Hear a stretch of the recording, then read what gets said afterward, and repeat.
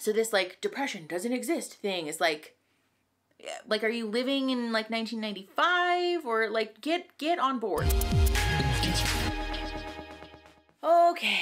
All right. Hi, everybody. Thanks for coming back if you have been here before, or hi, welcome if you're new. My name is Mickey. I'm a therapist and we talk about therapy things on this channel. Today, we are bringing back the Therapist Reacts to TikTok videos with a little bit of a twist. I have noticed that a fair amount of you have been tagging me in videos on TikTok.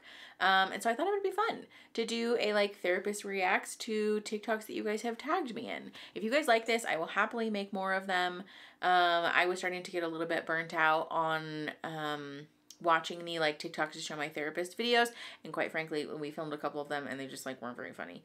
So those never saw the light of day. But I think this is really fun and interesting, and I like this a lot. So let me know what you guys think, and if you like them, like I said, we'll make more. For the time being though, I think that's pretty much it. I don't really have anything else to say, so let's just do the thing. Oh, I also wanted to address really quickly, I am sure that I am going to miss some. I have done my best to keep track of who is tagging me and what. I will try to put your name up on the screen if I can find it, but TikTok does a weird thing where it like removes your notifications, or like I can't see them after a while, which is like very aggravating. So if I missed a video that you tagged me in, or your video that you tagged me in is not in this, it's not because I dislike you or I don't care about your video. It's probably because it was so long ago that I can't find it anymore. Okay, so let's get started.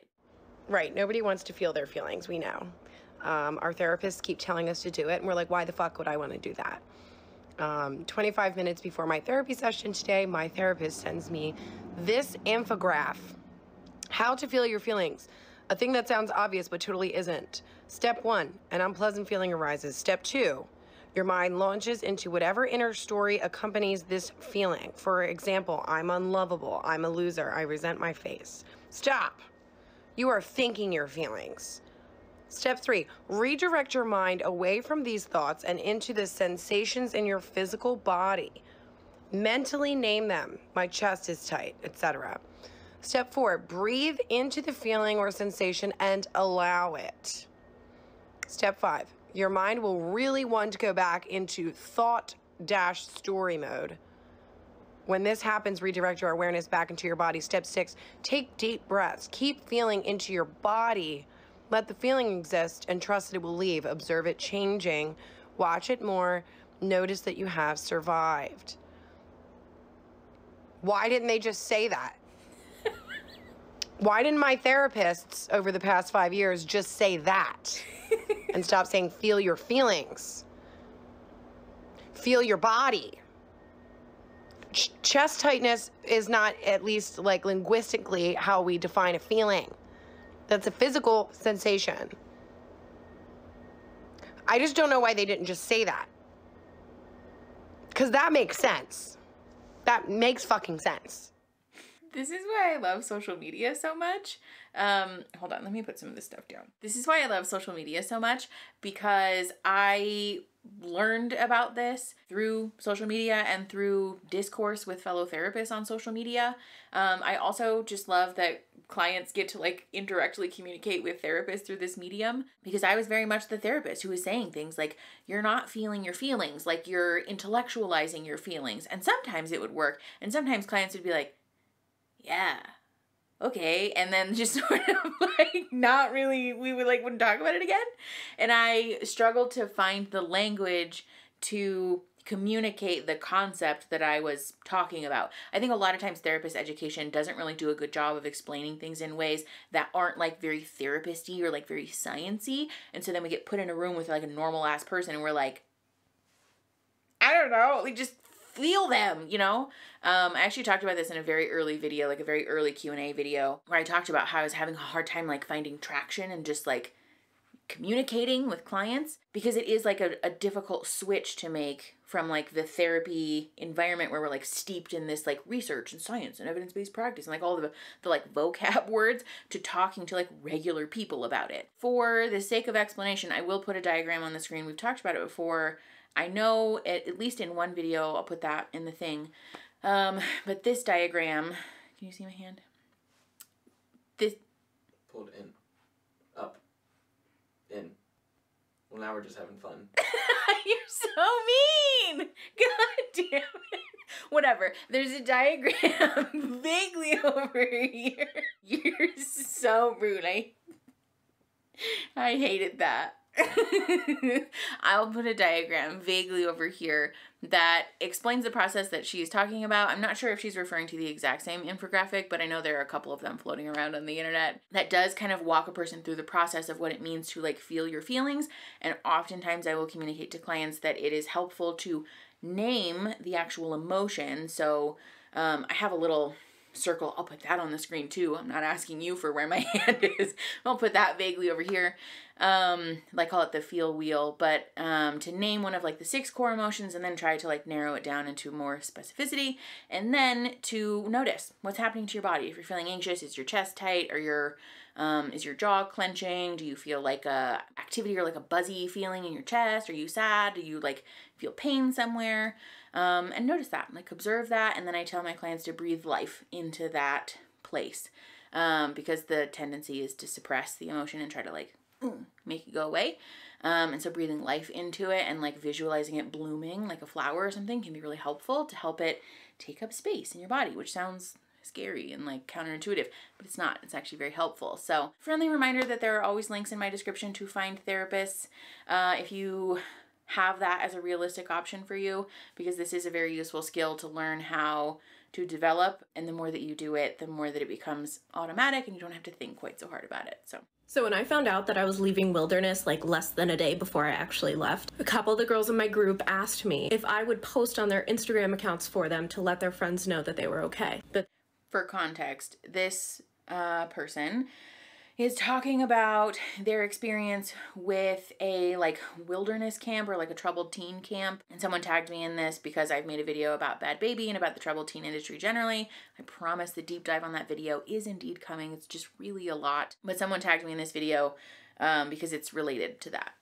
Were in treatment, that they didn't have access to their phones, and that's why they disappeared off the face of the earth. And like a good 16-year-old girl, I said, hell yeah. Anything to help out my friends, right? They were trapped. No one knew where they were. I understood. And I would want someone to do that for me. So they wrote down their login info, they gave it to me, and I took it out of the field with me when I left. So, in true 16-year-old girl fashion, one of the first things that I did when I had access to my phone again was log into a couple, maybe 2 or 3 Instagram accounts, and I just posted like a blank square, and in the caption I was like, hey, I'm in treatment, I'm okay, don't worry about me, hopefully I'll see you all soon, like something along those lines. But the program caught wind of this. I guess my friends' families saw that they were active on social media and they got concerned. So my assigned therapist at the program emailed my mom. She said, Listina, my mom's name, could you please talk to Kennedy about refraining from getting on other girls' social media and posting where the client is at?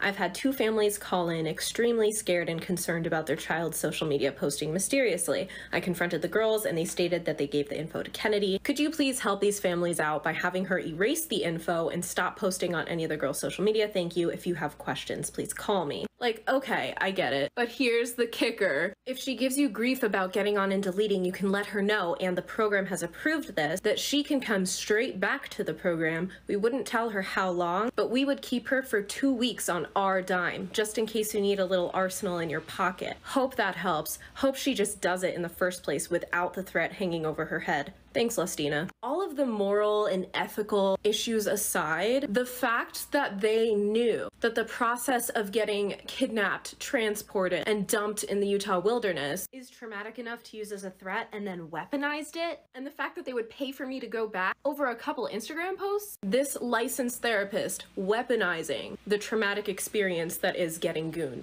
and calling it arsenal in my mom's pocket.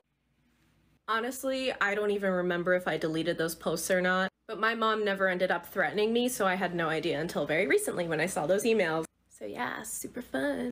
Okay, this is like so much, and I want to unpack this. This is like confidentiality and like healthy therapist-client boundary violations galore.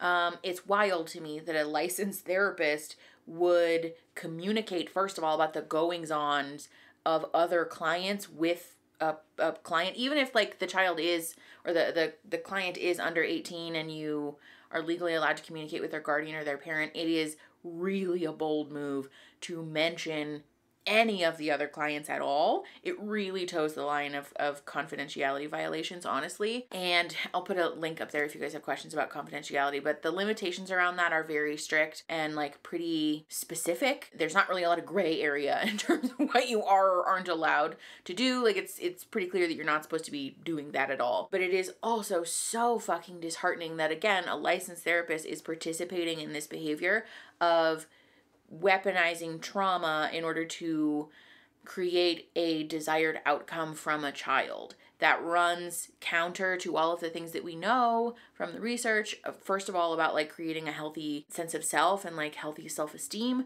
but also about creating long-term behavior change. We know that this is not really an effective or safe way to go about that. And so it just, I think, really further illustrates the point that the troubled teen industry and all of these camps and programs and like work programs and wilderness programs are really not the place that we need to be sending anybody, really, but especially like young impressionable children. I don't really give a fuck what behavioral issues your child has. I don't think these programs are ever a suitable solution to those, because there's just so many other interventions that are less severe, that are less traumatizing, that can create a much more healthy and safe and powerful impact in a person's life. So again, if you're a parent watching this, I strongly want to encourage you to avoid these like residential facilities and anything like troubled teen industry related, because it's just so traumatizing. Again, I promise that the deep dive video on that is coming soon. There's just a lot of research and it's taking me a while to like get the pieces together. So coming soon.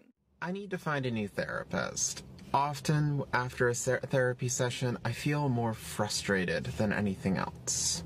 I've been talking with my therapist lately about how I feel like I'm not being heard, or I'm not being understood, or I feel like people are just talking over me or ignoring me.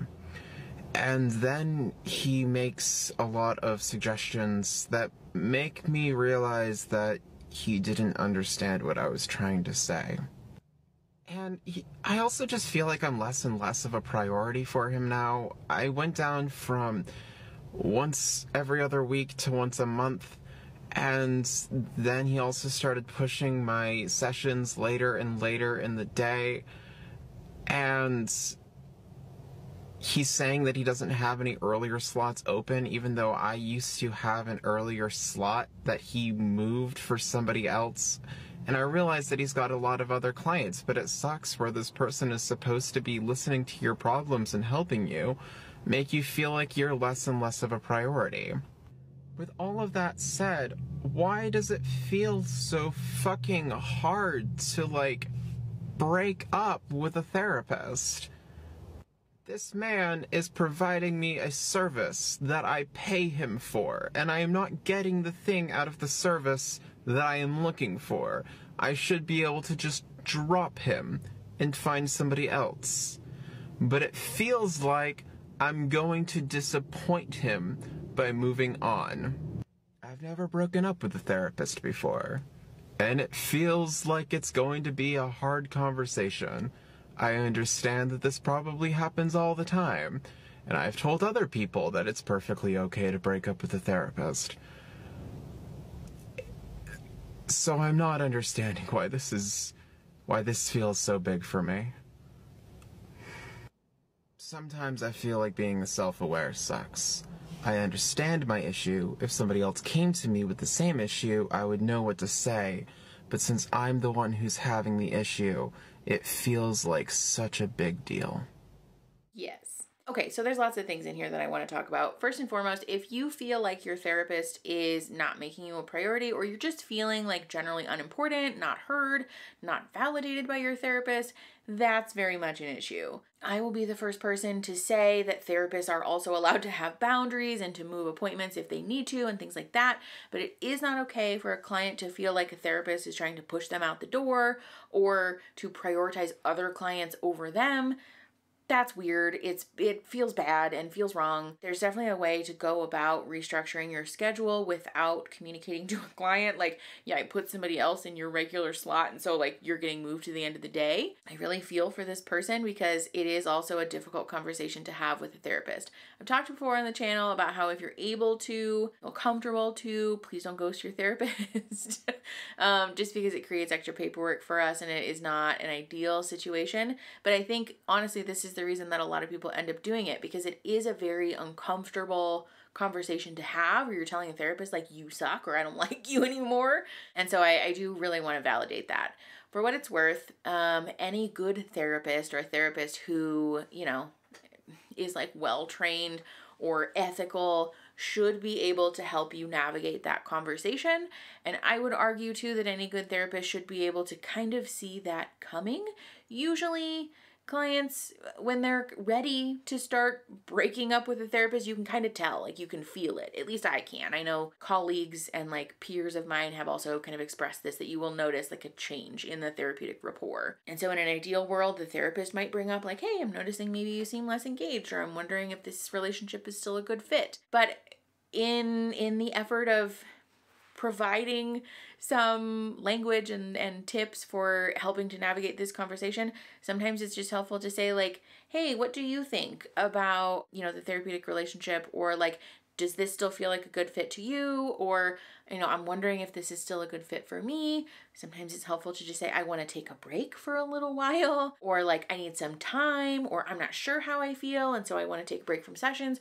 All of that is perfectly okay. And all of that can also be communicated via email or like secure message, or however you communicate with your therapist. And so keep that option open to you as well. You don't necessarily have to voice this in session with a therapist to their face if that feels very unattainable to you. But I think the takeaway here really is that sometimes a therapeutic relationship has run its course, and that's okay. I do really want to encourage people to honor what is feeling real and authentic for you. And if you're not feeling supported or cared for, that, in my opinion, is like grounds to get This is just so disheartening. Someone did tag me in this. I'm probably not going to include usernames just because I'm not sure if they want to be included in a YouTube video or not. Like for privacy reasons, we'll leave that out. But I am like continually amazed by thin people's desire to invalidate fat people's right to exist. It seems odd to me, honestly. Like, I'm assuming that this woman is normally thin and honestly, like, is still thin. Like, I would not call this person a fat person, but it's odd that this person went out of their way to try and prove a point that most of her thin peers probably already agree with. Like, I guess fat people are just really living in her head rent-free to such a high degree that she feels the need to make her life about it. I think it's also a really nice illustration of fat phobia. Fat is the worst thing that you could be, and so instead of, you know, feeding yourself in a way that feels intuitive and is honoring your body's like nutritional needs, just like eat less. Just like don't eat so that you don't get fat, because we all know that that's the worst thing that you could be. Again, it's just like a very odd thing to me, and like very much a thin privileged take of like, you've definitely never lived in an actually fat body before. Yeah, but I don't know who any of these people are, to be clear. I am not British, so I'm not familiar with this media, but like, I can confidently say that I don't like whoever Katie Hopkins is. Obviously, the answer is fucking yes. I just really want you to hear this dumbass argument this guy uses. To a house, and I heard squeaks in the night, and I don't believe in ghosts. I'm going to attribute it to the wind and go back to sleep. If I move into the same house and hear the same squeaks, but I'm a big believer in ghosts, I'm going to start being scared, I'm going to call an exorcist, I'm going to say it's a ghost. So my point is, the same situation gets worse, based primarily on my beliefs. If you don't believe in depression, you can't be depressed. Fucking what? Doctor told me I was diabetic, but I don't believe in diabetes, so I told him to take those insulin shots and shove it. My vet keeps telling me that this is a dog, but I don't believe him. I think it's a cat. Right, Kitty? My doctor says peanuts will kill me, but I don't believe it. Great, here, eat this. It's a chemical imbalance in your brain, idiot. Again, I just really want to reiterate the point that I've made on this channel many times. If you are not a mental health professional who has any type of training or credentialing or experience in identifying, diagnosing, treating, addressing mental illness or other like mental health issues, maybe don't fucking talk about it on the internet because you're just not fucking qualified to. It's one thing if you want to talk about your experience with mental illness and share from your own subjective perspective about your life and talk about that. I think that's very valid and honestly very needed, but it really frustrates me when people who, again, don't have the expertise are trying to assign their value system to the lives of other people when A, nobody asked, B, you're not qualified to do that, and C, you're also fucking wrong. Like, just like so easily demonstrably wrong. Like, this is not, it's also fascinating to me too when people say these things about depression and anxiety because they're like probably the most mainstream accepted mental illnesses these days. Lots of people are now talking about depression and anxiety openly on social media and in TV shows and in media generally. So this like depression doesn't exist thing is like, are you living in like 1995 or like get on board? Like, what is going on? Why are we still debating about this? Why are we still talking about this? It just, ooh. And also like what a flawed way to talk about this. I just, whatever. We're not going to beat a dead horse, but I do think that this is super fucking dumb. Yes, I've been waiting for someone to ask this question. Yes, let's get into it. Okay, I don't know if 3 minutes is long enough to cover it all, but I'm gonna try. So basically, the heterosexual double bind is a product of the way that we socialize the different genders. For women, emotional intimacy and emotional connection is acceptable. There's no risk there at all. Being emotional is a hallmark trait of being a woman, even though like that's a human trait, but whatever. Sex, on the other hand, is a risk for a woman. Women are more harshly judged for having multiple partners than men are. Men, on the other hand, gain more peer acceptance.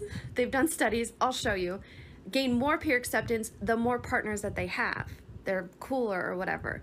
But we socially condition men from such a young age to stop your crying and be tough and be a man. So they become emotionally repressive. So being emotional intimacy for a man is a risk. So for women, sex is a risk, emotional intimacy, not a risk. For men, sex is not a risk, emotional intimacy is a risk. Most women need emotional connection in order to feel safe enough and in order to feel comfortable enough to have sex. A lot of men need sex in order to feel emotional intimacy. So in this heterosexual double bind, what ends up happening is the wife or the girlfriend has emotional needs that need to be taken care of from their partner, from her partner, and if he's been socially conditioned to be emotionally repressive, he eventually grows up to be like detached from himself emotionally, especially things like vulnerability and fear and whatnot. So he literally cannot understand what his wife or girlfriend is talking about. Like what needs, what emotional needs, you're just nagging me, I don't understand. We read through a bunch of interviews in the class of married couples that were having problems, and they all rang with the same fucking tone of the husbands feeling rejected and feeling like the relationship would be better if they had more sex, because that's how they can be intimate with their wife and that's how they can share love. Whereas the women, because their emotional needs aren't being met, don't feel comfortable having sex and don't even have the desire to have sex with their husbands because they need that emotional connection in order to feel comfortable, in order to feel sexual connection with their husband. That's that toxic masculinity that we indoctrinate into men, that they gotta be tough. And what ends up happening is they can't connect with their wives or their girlfriends. It's toxic. Everybody loses. It's lose-lose. Yeah, this is why the patriarchy hurts everybody. I find this to be a really interesting topic to talk about. When I was in undergrad, I think I was in undergrad, I took a class similar to the one that I'm assuming she's talking about, just about the different social constructs that people who are socialized as female and people who are socialized as male grow up with. And it is a lot of subject material like this. I have a textbook still. I don't know if you can buy it on Amazon.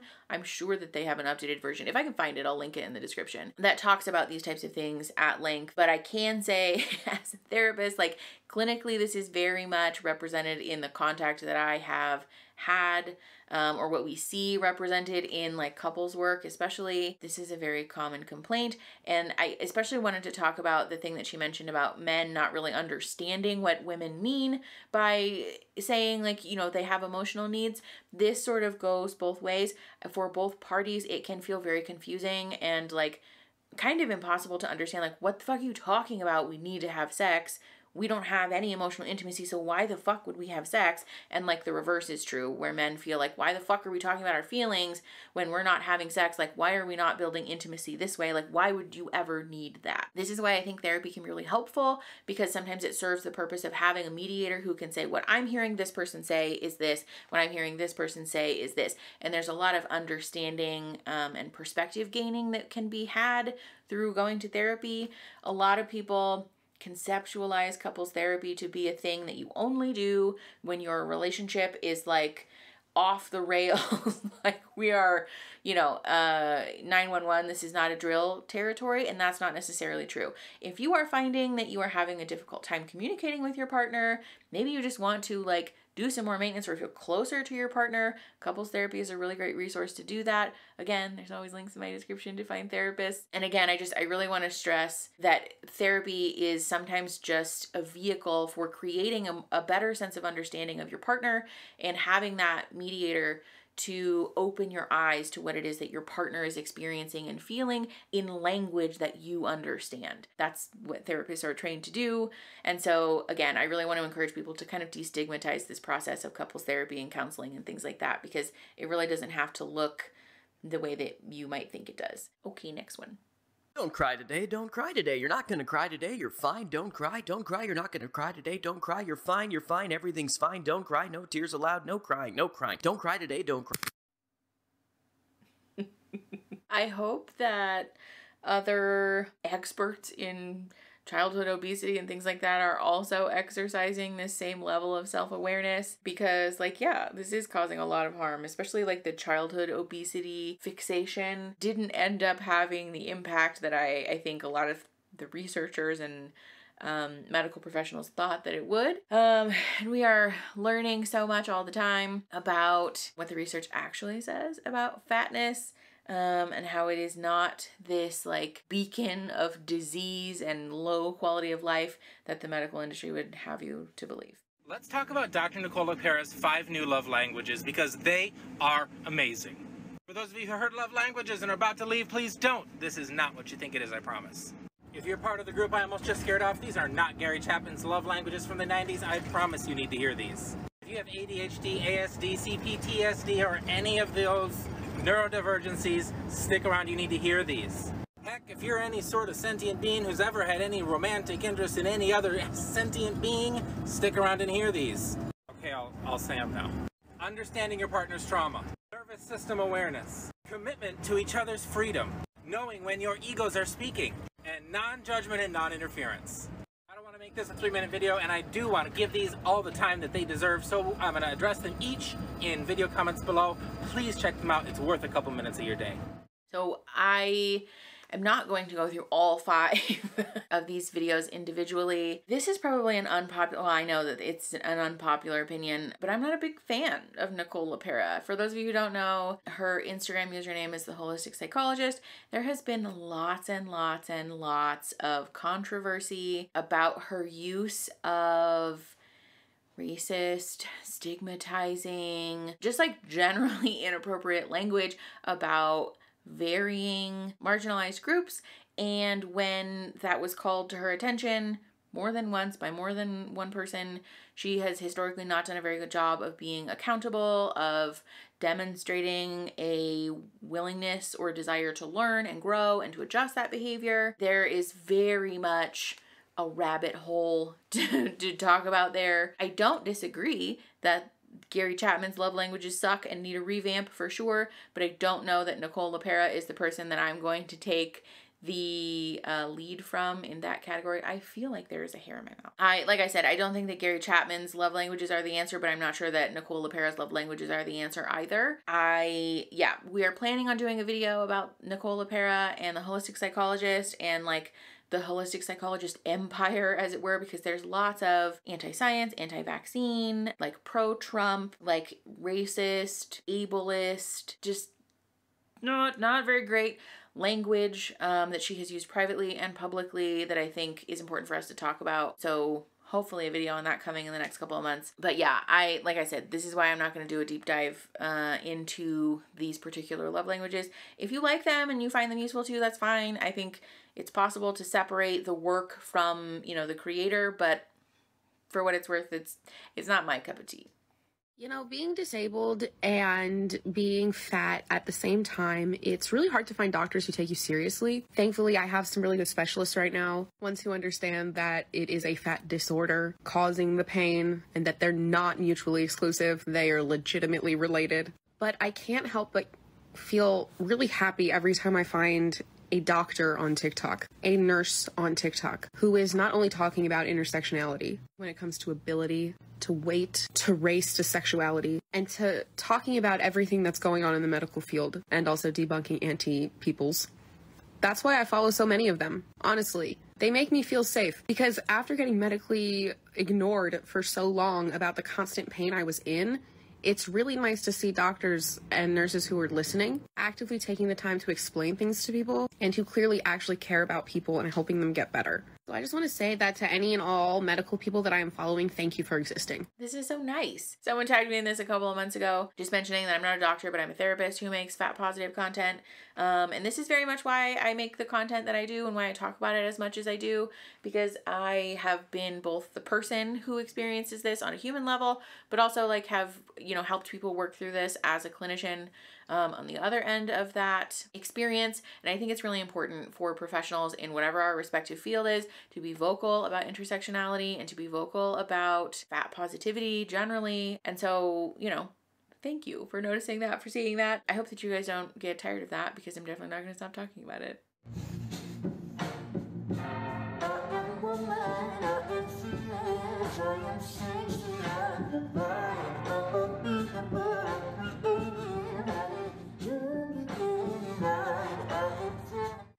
I hope that no therapists are out there. I'm sure that they are.